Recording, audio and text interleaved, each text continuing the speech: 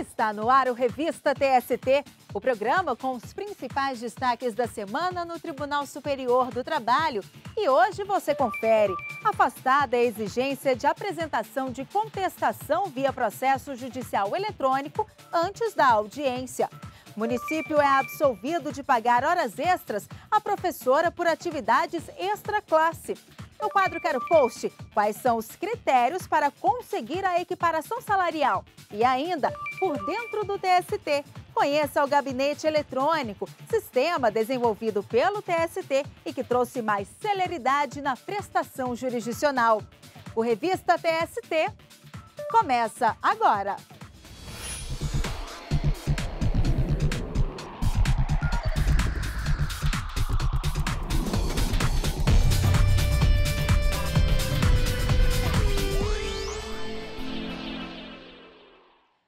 O Revista TST de hoje começa indo direto à seção 1 de dissídios individuais, que julgou um caso de destaque ao longo da semana.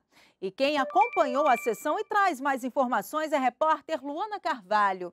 Olá, Luana. Olá, Ana. O caso é sobre um trabalhador de uma empresa de transporte de passageiros de São Paulo que recorreu à justiça pedindo o restabelecimento do plano de saúde.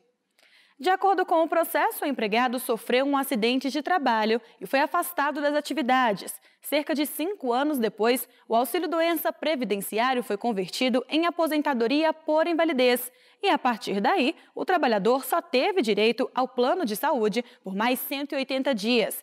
Em primeira instância, o pedido para restabelecer o seguro-saúde foi negado. O entendimento foi que a limitação do prazo do benefício após a aposentadoria por invalidez está prevista em convenção coletiva de trabalho. O empregado, então, recorreu ao Tribunal Regional do Trabalho da 2ª Região, em São Paulo, que reformou a sentença.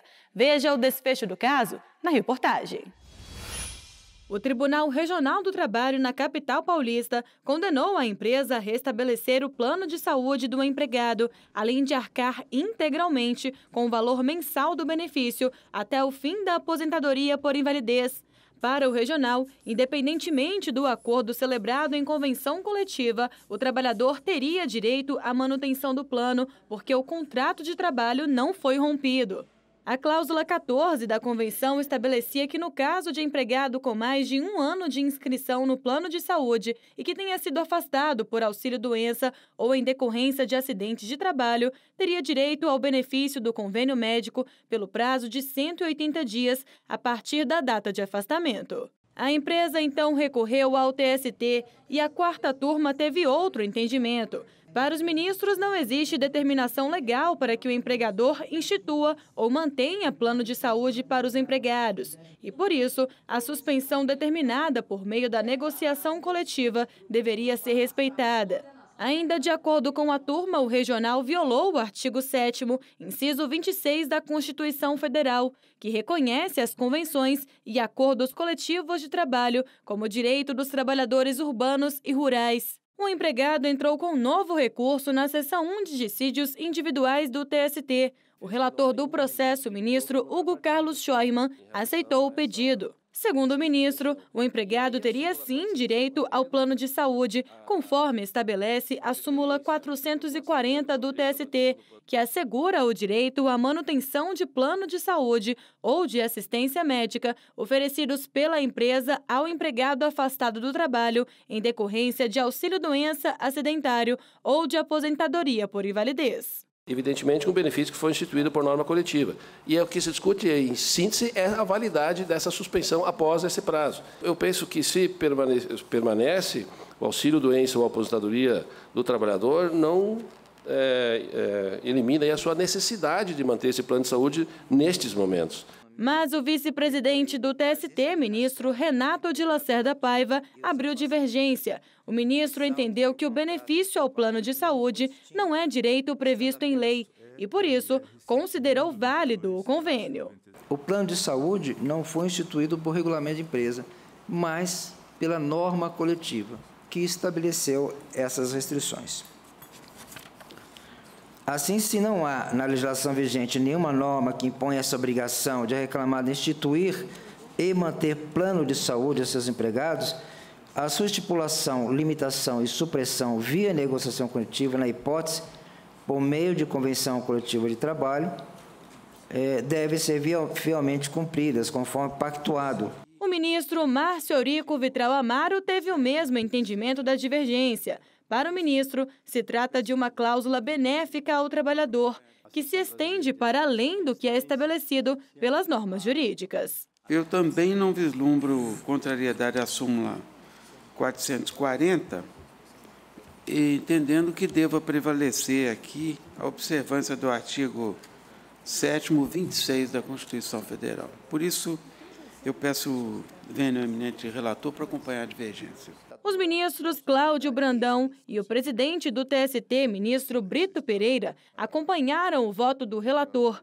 Para os ministros, a cláusula que limita o prazo para o uso do plano de saúde é inválida, já que o empregado sofreu um acidente de trabalho. É certo que a empresa não tem a obrigação de instituir plano, mas também é certo que, em se tratando de benefício da corrente de acidente de trabalho, ela está obrigada à garantia de todas as despesas efetuadas em decorrência do acidente por conta da reparação integral. E como já havia plano de saúde, a cláusula limitadora, meu sentido, com a vênia do ministro Renato, autor do voto divergente, fere esse princípio da reparação integral e, além de outros tantos, de proteção e resgate à integridade da saúde do trabalhador acidentado no trabalho. Essa cláusula é expressa a indicar o momento de maior necessidade do empregado afastado por auxílio-doença, decorrente de acidente de trabalho. Típica situação dramática do empregado, e em 180 dias. Tiveram, portanto, o mesmo entendimento do relator, ministro Hugo Carlos Scheuermann, e votaram pelo direito do trabalhador ao plano de saúde os ministros Valmir Oliveira da Costa, Cláudio Brandão, José Roberto Freire Pimenta, Augusto César Leite de Carvalho, Vieira de Melo Filho, Guilherme Caputo Bastos, Alberto Bresciani e o presidente do TST, ministro Brito Pereira. E acompanhou a divergência aberta pelo ministro Renato de Lacerda Paiva pela validade da convenção coletiva que estabeleceu o prazo para o plano de saúde, o ministro Márcio Eurico Vitral Amaro. Dessa forma, por maioria de votos, a empresa foi condenada a restabelecer o plano de saúde ao empregado. E veja agora mais um caso julgado pelo Tribunal Superior do Trabalho. A seção de dissídios coletivos do Tribunal Superior do Trabalho julgou parcialmente procedente o pedido da empresa brasileira de Correios e Telégrafos para revisar cláusula de convenção coletiva de trabalho relacionada ao plano de saúde dos empregados. De acordo com a decisão, o plano de saúde continuará a atender empregados ativos, aposentados, cônjuges, companheiros, filhos menores de idade e pais e mães dos titulares. No entanto, ficou fixado o pagamento de mensalidade, exceto para pais e mães, e a coparticipação para todos os que utilizarem o plano. A mensalidade vai variar de 2,5% até 4,4%, de acordo com a remuneração recebida, de forma que quem ganhe mais contribua com um percentual maior. Por exemplo, os empregados que recebem até R$ 2.500 pagarão mensalidade correspondente a 2,5%. E quem tem remuneração superior a R$ 20 mil estará sujeito ao percentual de 4,4%. A mensalidade para cônjuges e companheiros ou companheiras equivalerá a 60% da mensalidade do titular. E para filho, filha ou menor sob guarda, o percentual será de 35%. A empresa afirmou que, em função dos gastos, não poderia manter o plano de saúde para os pais e as mães dos titulares. Ao analisar a questão, os ministros da SDC decidiram que pais e mães poderão permanecer utilizando o plano de saúde nos moldes já existentes, mas somente até o dia 1º de agosto do ano que vem.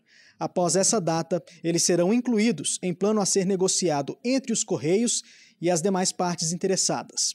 Não estão sujeitos à limitação deste prazo os que se encontrarem em tratamento médico. Nessa condição, o plano sem mensalidade permanece até a alta médica. Segundo o ministro Aloísio Correia da Veiga, relator do caso, a contribuição relativa a pais e mães não sofrerá alterações, uma vez que, nesse caso, já existe a coparticipação. Todos os atendidos pelo plano terão responsabilidade sobre o pagamento das despesas, sendo 30% a cargo dos beneficiários assistidos pelo Postal Saúde e 70% de responsabilidade da mantenedora do plano. Segundo o relator, a distribuição anterior do custeio do Correio Saúde dava à empresa o dever de formação de toda a receita do plano de saúde.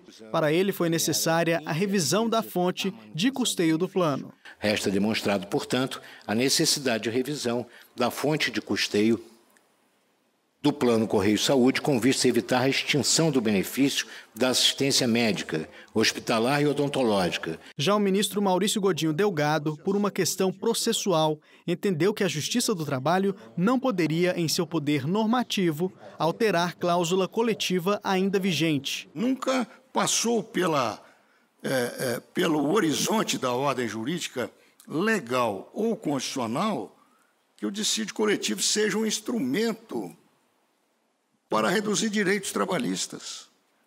Por isso é que a jurisprudência é tranquila, no sentido de que não há interesse jurídico tutelável pela ordem jurídica por essa via.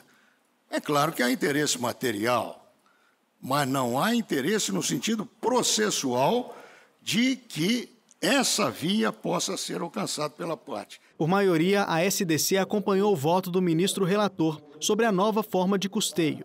Vencido o ministro Maurício Godinho Delgado, a próxima data base dos empregados dos Correios, que é dia 1º de agosto deste ano, não prejudicará a nova forma de custeio do plano de saúde.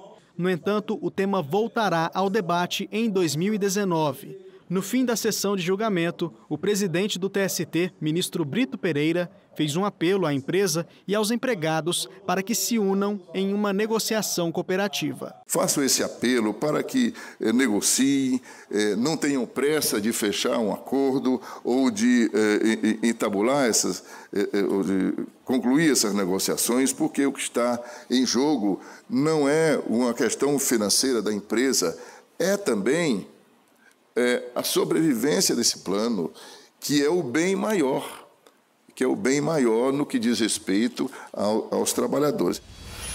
Você já conhece a ferramenta de acessibilidade do site do TST? No ar desde fevereiro, o programa já teve mais de 36 mil acessos. Ele permite, por meio da língua brasileira de sinais e voz, que o internauta com deficiência auditiva e visual ou outras necessidades especiais acesse os conteúdos disponíveis no portal do TST. Para acionar o recurso, basta clicar sobre as mãos ou no rosto na margem esquerda da página, selecionar o texto que deseja e aguardar a tradução. E depois do intervalo, quais são os critérios para conseguir a equiparação salarial? Você confere no quadro Quero Post de hoje.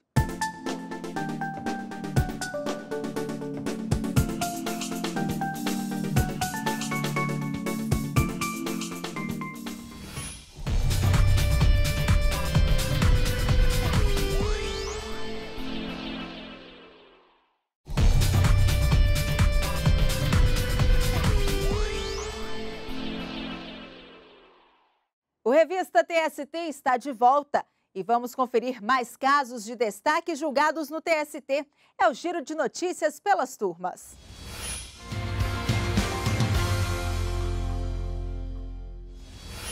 E eu começo com o destaque da sexta turma.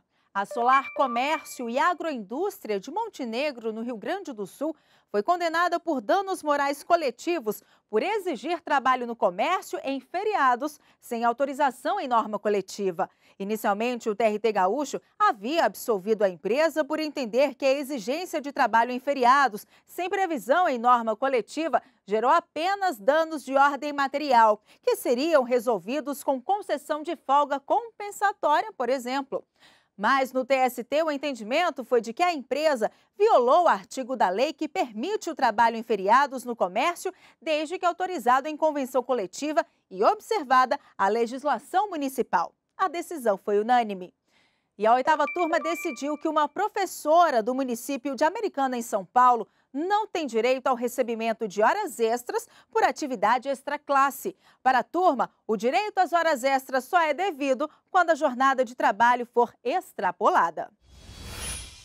O Tribunal Regional do Trabalho da 15ª Região em Campinas havia determinado o pagamento das horas extras à professora, por considerar que a jornada havia sido extrapolada, já que mais de 2/3 do horário de trabalho dela foram dedicados a atividades de interação com alunos. De acordo com o artigo 2º, parágrafo 4º da Lei 11.738 de 2008, que instituiu o piso salarial dos professores públicos da educação básica, a jornada de trabalho desses profissionais deve observar o limite máximo de 2/3 da carga horária para o desempenho das atividades de interação com os educandos. Segundo a professora, ela era obrigada a fazer horas extras para completar o terço reservado para atividades extra-classe e por isso queria o pagamento desse tempo como extra. Depois de o regional determinar o pagamento da hora extra, o município recorreu ao Tribunal Superior do Trabalho, afirmando que a lei se limitou a regular a distribuição da jornada entre atividades com alunos e fora da sala de aula. A relatora na 8ª turma, a ministra Dora Maria da Costa, explicou que o tribunal adotou o entendimento de que a remuneração dos professores é fixada pelo número de aulas semanais, uma vez que não há na lei uma distinção entre trabalhos internos e extraclasse. A relatora ainda observou que, de acordo com o regional, o contrato da professora era de 28 horas, sendo que 20 eram utilizadas para a interação com alunos. Por isso, os ministros absolveram o município do pagamento de horas extras à professora. A decisão foi unânime. Continuamos com um giro de notícias. A 7ª turma aceitou o recurso das Casas Bahia contra a exigência por parte do juízo de primeiro grau de apresentação da contestação via processo judicial eletrônico antes da audiência. Por não ter apresentado a contestação no prazo determinado, a empresa foi julgada à revelia e condenada em reclamação trabalhista ajuizada por um empregado. Ao julgar o recurso da empresa ao TST, o relator, ministro Cláudio Brandão, observou que os atos processuais por meio eletrônico devem estar adequados à modernidade, mas ressaltou que a regra no processo trabalhista é a apresentação de defesa em audiência e a determinação no caso em questão, não prevista em lei, representou cerceamento de defesa. E essa notícia recebeu alguns comentários na página do TST no Facebook, e um deles foi o do Ivan Santiago, que elogiou a decisão. E você também pode comentar as notícias publicadas na página do TST no Facebook. O endereço é facebook.com/TSTJus. E chegou a hora de esclarecer as dúvidas trabalhistas publicadas nas redes sociais com a hashtag QueroPost.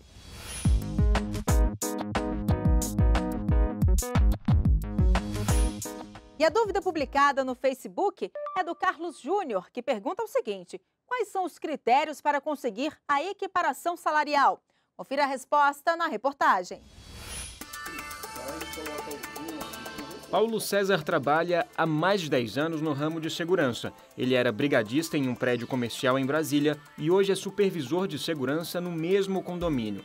Anos atrás, a administração do local terceirizou o serviço dos brigadistas e, como ele é diretor sindical e possui estabilidade provisória, permaneceu como contratado diretamente pelo empregador, mas com um salário inferior ao dos terceirizados. Vendo os contra-cheques, foi percebido essa diferença, não foi difícil de perceber. E aí foi onde que eu resolvi tomar a atitude correta de buscar pleitear o direito. Ele procurou a Justiça do Trabalho após tentar negociar com os patrões pedindo a equiparação salarial, já que não havia nenhuma diferença entre o trabalho executado por ele e o feito pelos colegas. Em primeira instância, o pedido foi negado, mas no Tribunal Regional do Trabalho do Distrito Federal e Tocantins, o recurso do trabalhador foi aceito. A decisão dos desembargadores se baseou no artigo 7º da Constituição Federal, que proíbe a diferença de salários, de exercício de funções e critérios de admissão por motivo de sexo, idade, cor ou estado civil, e ainda no artigo 461 da CLT. A Consolidação das Leis do Trabalho afirma que, sendo idêntica a função, a todo trabalho de igual valor prestado ao mesmo empregador, no mesmo estabelecimento, o salário deve ser igual, sem distinção de sexo, etnia, nacionalidade ou idade.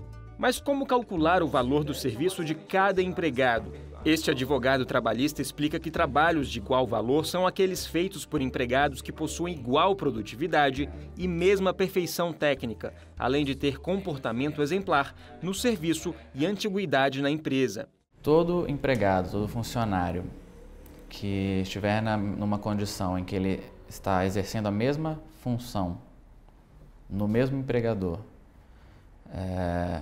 por um tempo, tendo a diferença do funcionário que ele quer se equiparar menor do que 2 anos na mesma função e tendo o vínculo menor do que 4 anos de diferença com esse funcionário, pode pedir equiparação. Ele ainda explica que caso um empregado faça o pedido de equiparação, quem deve provar que o trabalho não é de igual valor é o empregador. E caso o trabalhador alegue no pedido que foi discriminado, a condenação à empresa pode ser maior. E no próximo bloco, por dentro do TST, conheça o Gabinete Eletrônico, sistema desenvolvido pelo TST e que trouxe mais celeridade na prestação jurisdicional.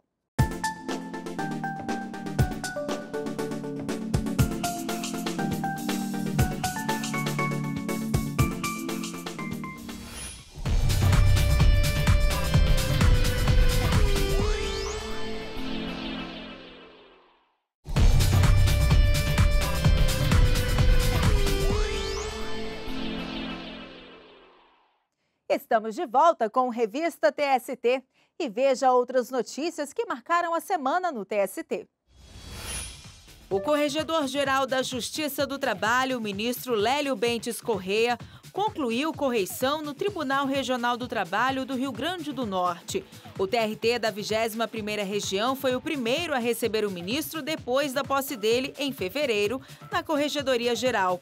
Além de participar de reuniões com magistrados do TRT, o corregedor se encontrou com os gestores regionais dos programas Trabalho Seguro e de combate ao trabalho infantil e estímulo à aprendizagem. A vice-presidência do Conselho Superior da Justiça do Trabalho promoveu reunião para definir as diretrizes da Semana Nacional da Conciliação Trabalhista 2018, que vai ocorrer de 21 a 25 de maio. A mobilização é feita em parceria com os 24 tribunais regionais do trabalho. A iniciativa tem como objetivo demonstrar a empresas e empregados que a conciliação através do diálogo é a melhor opção para se dar quitação a uma ação trabalhista. O presidente do TST, ministro Brito Pereira, enviou ofício aos tribunais regionais do trabalho, informando sobre a consulta aos interessados para o preenchimento de vaga decorrente da aposentadoria do ministro Fernando Ex-Uono. O TST vai receber as inscrições até 31 de março. A escolha dos integrantes da lista tríplice vai ser realizada em sessão do Tribunal Pleno, a ser convocada pela presidência do TST. Negociado sobre o legislado é o tema do mês de março da Biblioteca Digital do TST. Para ter acesso gratuitamente a uma seleção de artigos e capítulos de livros relacionados ao tema, basta escolher os itens de interesse no formulário disponível na página da biblioteca na internet. Acesse tst.jus.br/biblioteca.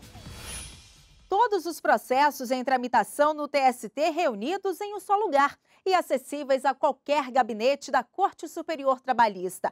Eu estou falando do Gabinete Eletrônico, um sistema satélite do processo judicial eletrônico desenvolvido pelo TST. Veja agora na reportagem como ele funciona e quais as vantagens desse sistema que trouxe mais celeridade à prestação jurisdicional.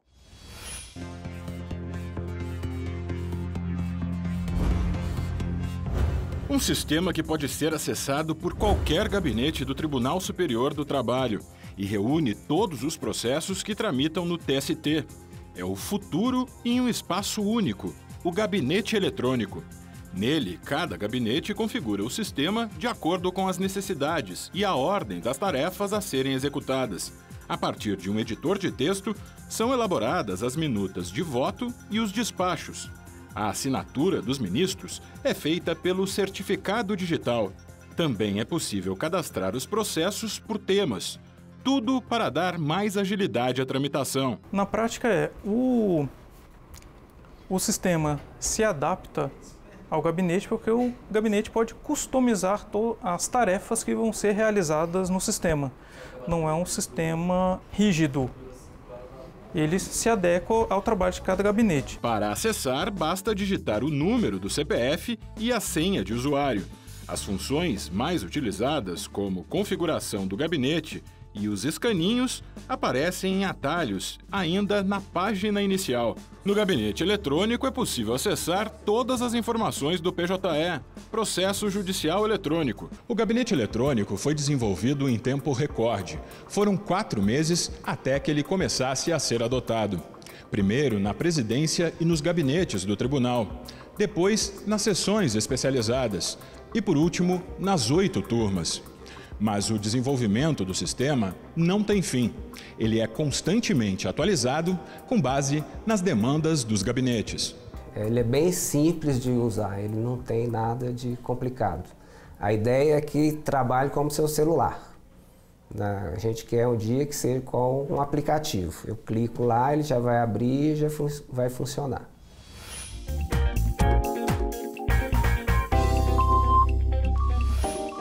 Vamos conferir como estão os preparativos para a próxima edição do programa Jornada, produzido pelo TST em parceria com os 24 TRTs. E quem conta pra gente é a apresentadora Carolina Sete. Olá, Carolina. Olá, Ana Amélia. O Jornada dessa semana traz uma reportagem especial sobre a lei do estágio. Vamos mostrar quais são as funções que podem ser desempenhadas por um estagiário e o que fazer para não permitir que essa atividade supervisionada se transforme em uma relação de emprego. Direto de São Paulo, uma reportagem sobre trabalho escravo. Segundo a Organização Internacional do Trabalho, OIT, cerca de 20 milhões de pessoas no mundo são vítimas da escravidão contemporânea. Vamos mostrar como a Justiça do Trabalho atua na hora de julgar esses casos. No quadro Direitos e Deveres, as dúvidas trabalhistas do pintor e do dono da loja de tintas vão ser respondidas por uma juíza de Porto Velho, em Rondônia. E no quadro Trabalha Brasil, uma profissão bem diferente, a de médico de brinquedos. Tudo isso e muito mais, Ana Amélia, no Jornada, que vai ao ar segunda-feira, às 7h30 da noite. É com você. Muito obrigada, Carolina, e até a próxima. E esta edição do Revista TST termina aqui, mas você segue acompanhando as notícias do Tribunal Superior do Trabalho no nosso site e também pelas redes sociais. Muito obrigada pela companhia e até semana que vem.